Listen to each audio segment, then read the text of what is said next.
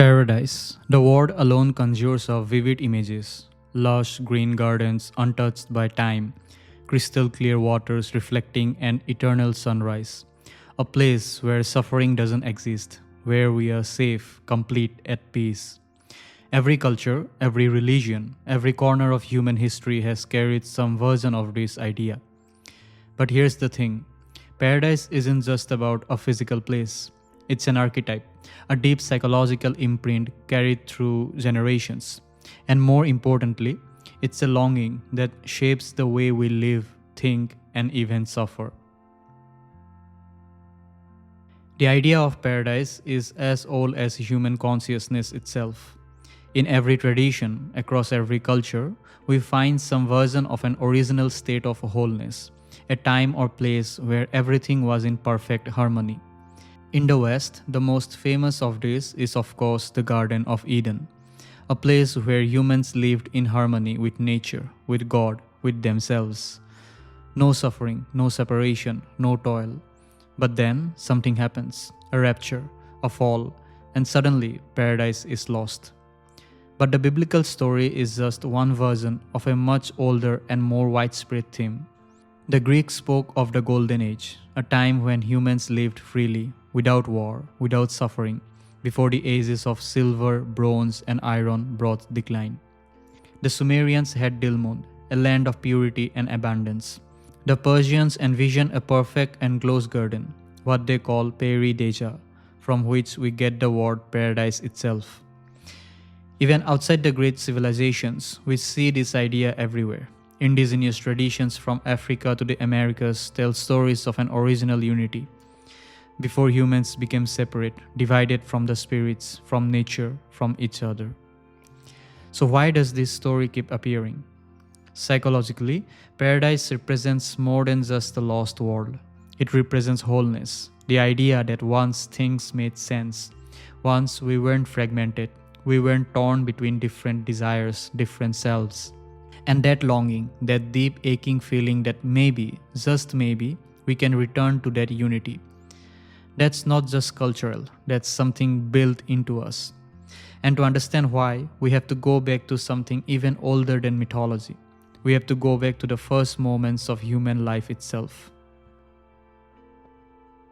One of the great thinkers in Jungian psychology, Erich Neumann, had a theory that paradise isn't just something we were told about, it's something we experienced. He called it unitary reality. Picture this, an infant fresh into the world, no sense of self, no separation between inner and outer, no concept of time, no worries about the future, just warmth, nourishment, the rhythmic beat of a mother's heart. In this state, there is no I versus you, there is only being. For Neumann, this is where the archetype of paradise begins. In those early months of life, before we develop a sense of self, we live in a kind of unity, a world where everything simply is. There is no struggle, no fear of loss, no existential questions. And here's the key, this isn't something we consciously remember, but it leaves a mark deep in our unconscious. We carry the memory of that lost wholeness. And then something happens. We grow. Our sense of self develops. We start to realize that the mother, the source of warmth and nourishment, isn't just an extension of us. She is separate. The world isn't just an endless flow of satisfaction. There is hunger, discomfort, the need to wait. In short, we fall, not from a literal Eden, but from the psychological state of pure unity. And that fall, that moment when we first experience separation, that's the beginning of our lifelong longing for paradise. But there's another layer to this, because how we experience that shift from unity to separation depends on one thing more than anything else, our first relationship, the one between mother and child.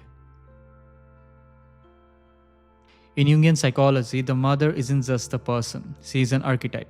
That means she is more than just an individual.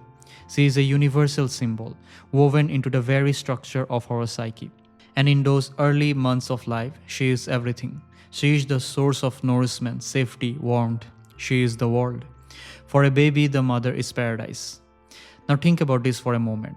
If an infant's early experiences are warm, predictable, loving, then their internalized image of the world is one of security, abundance, a world that provides. But if those early experiences are unpredictable, cold, neglectful, then the internal world looks very different, a world of scarcity, of fear. This is what forms our fundamental sense of what paradise is and whether we think we can ever find it again. Some people spend their lives searching for something they can't quite name, chasing relationships, achievements, experiences that might recreate that lost unity. Others give up, convinced that paradise was never real in the first place. And many of us oscillate between the two, caught between longing and resignation. And here's the thing, the mother isn't just an individual person, she is a symbol of the world itself. And this means that even as adults, we project our longing for paradise onto things outside of us, whether that's a romantic partner, a dream job, a spiritual quest, or even an idealized past. Because deep down, we are all looking for that feeling of being held, of being whole, of being home. So far, we have explored how paradise is more than just a myth. It's an archetype, deeply embedded in the human psyche. It's not just a place or a story, but a state of being, a memory of unity, wholeness, and absolute security that seems to live within us. But if paradise is something we once knew, why don't we have it anymore? Well, here's the hard truth. The loss of paradise is necessary. It's part of what makes us human. We don't just fall from paradise, we grow out of it. But that process of growth is painful. It comes with conflict, separation, and sometimes deep psychological wounds that shape the way we experience the world for the rest of our lives. If you have ever read the story of Adam and Eve, you know how it goes. They live in the Garden of Eden, a place of absolute harmony.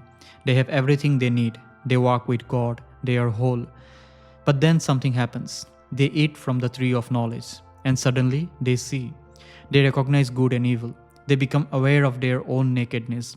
And in that moment, they are separated, no longer innocent, no longer unconscious. They are cast out into the world, a world of toil, pain, and suffering. Now let's strip this story of its religious meaning for a second and look at it through a psychological lens. What this story describes isn't just the biblical fall, it's the birth of consciousness itself. Think about a newborn baby. In the earliest months of life, there is no concept of I and you. There is only experience, warmth, nourishment, sensation. The baby doesn't know that the mother is separate, doesn't know that hunger is something that comes and goes. Everything just is.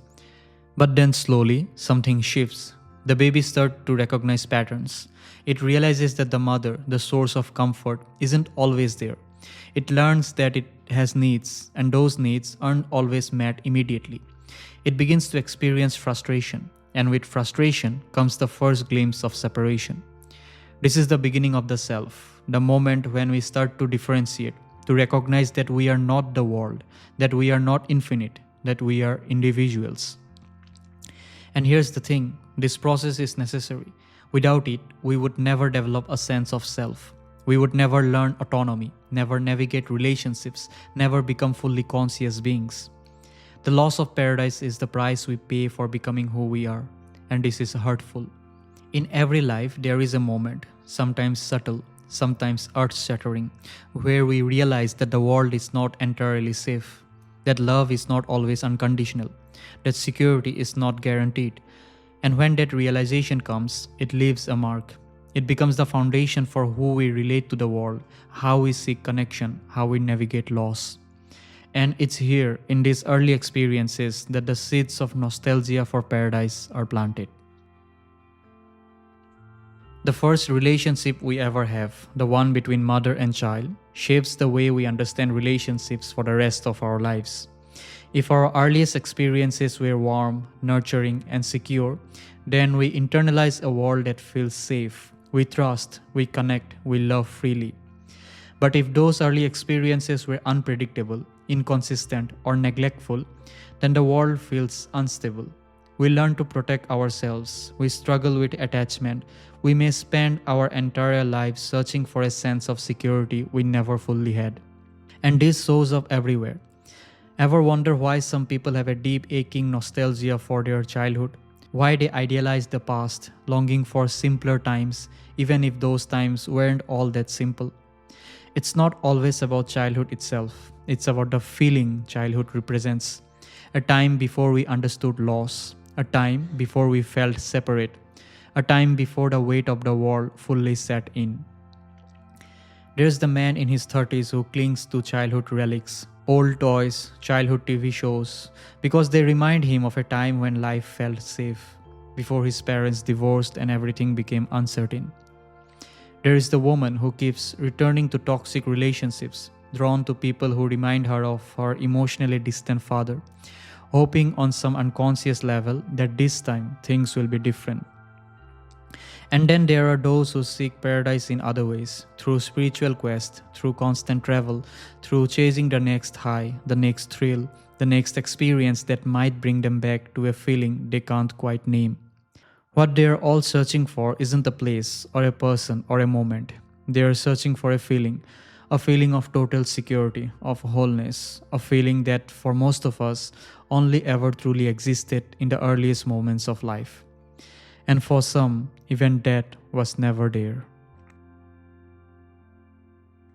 Not everyone has a paradise to lose. For some, early life wasn't a place of security, but a place of fear. Instead of warmth, there was neglect. Instead of consistency, there was chaos. Instead of a mother who soothed, there was a mother who was distant, critical, or absent. For these individuals, the loss of paradise isn't just a metaphor. It's something they never fully had to begin with. And the impact of that loss can be devastating. Psychologically, early deprivation can lead to what's called attachment trauma, a deep unconscious sense that the world is unsafe, that love is unreliable, that people cannot be trusted.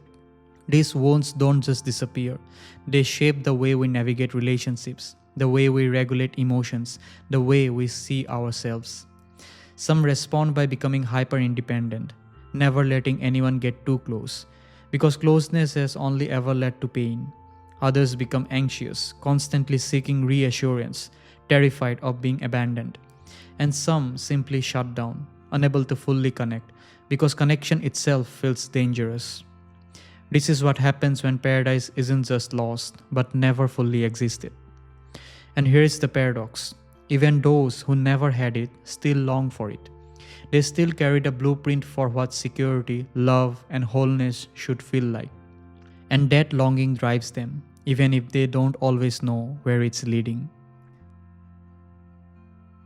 When we think of paradise, we often think of the past, a lost Eden, a golden age, a time when everything was whole. But for billions of people around the world, paradise isn't something that used to be, it's something that will be. Take the Abrahamic religions, Judaism, Christianity, Islam.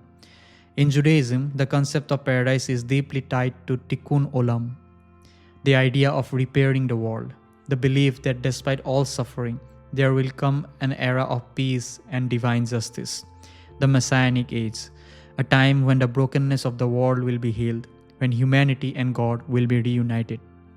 In Christianity, paradise is often linked to heaven, the final reward, the restoration of what was lost in Eden. The book of Revelation describes a new Jerusalem, a city of light where there is no suffering, no death, no separation from God. But more than that, it speaks of transformation, of a new heaven, a new earth, something beyond what was lost. And in Islam, there is Jannah, a paradise of gardens, rivers, and perfect peace, a place where the righteous are reunited, where justice is fulfilled, where the struggles of this world finally come to an end. In all of these traditions, paradise isn't just a memory, it's a promise, a future reality, and that hope has shaped entire civilizations, giving people something to strive for, something to believe in. But religious visions of paradise aren't the only way we imagine a better future. In ancient Greece, thinkers weren't necessarily dreaming of a literal paradise, but they were asking, what does it mean to live well? Aristotle spoke of eudaimonia, a state of flourishing, fulfillment, the highest form of human happiness. This wasn't about pleasure or escape, it was about becoming the best version of yourself, living in accordance with reason, virtue, and purpose. And in a way, this philosophical paradise is even more radical. because it suggests that paradise isn't a place at all, it's a state of being. And that brings us to psychology, because if paradise isn't something we return to or something we wait for, then what if it's something we become? This is where Jung gives us something truly profound. In Jungian psychology, the ultimate goal of human life isn't to escape suffering. It isn't to go back to some lost state of bliss, and it definitely isn't to wait for an external paradise to arrive. The goal is individuation, the process of becoming whole. Now, what does that mean? When we are young, we exist in a kind of unconscious unity. But as we grow, we break apart, we develop an ego, we encounter conflict, we become fragmented, we lose the sense of effortless wholeness we once had. And many people spend their lives trying to get back to that, seeking security, comfort, nostalgia, a return to something simple. But Jung argues that real growth isn't about regression, it's about integration. Individuation means facing the parts of ourselves we have ignored, bringing together our conscious and unconscious, accepting our shadow, our suffering, our contradictions. It's about finding a deeper kind of unity, not by rejecting pain, but by transcending it. In this sense, paradise isn't something we were cast out from. It's something we have to earn, something we have to create within ourselves. And that leads us to our final point, what it actually means to find paradise in real life. We long for paradise because we long for wholeness, but life will never be free of conflict. The world will never be without suffering, and the idea of a perfect place where nothing ever goes wrong will always be an illusion. But that doesn't mean paradise isn't real. It just means we are looking for it in the wrong place. Real paradise isn't a return to unconscious bliss. It's the acceptance of reality, the ability to hold contradictions without breaking. It's being able to carry both joy and sorrow, light and dark, hope and strength, without needing to escape from either. In therapy, this is one of the biggest shifts people make. At first, many people come in looking for relief. They want to feel safe again, whole again. They want to go back to some version of themselves that didn't hurt as much. But the real work, the work of healing, isn't about going back. It's about going forward. It's about learning to integrate the loss of paradise rather than chase it. Learning to carry our wounds without being defined by them. Learning to create meaning, connection, and presence right here, right now, instead of waiting for something external to save us. Paradise isn't a return to innocence. It's the ability to hold the complexity of life and still find wholeness within it.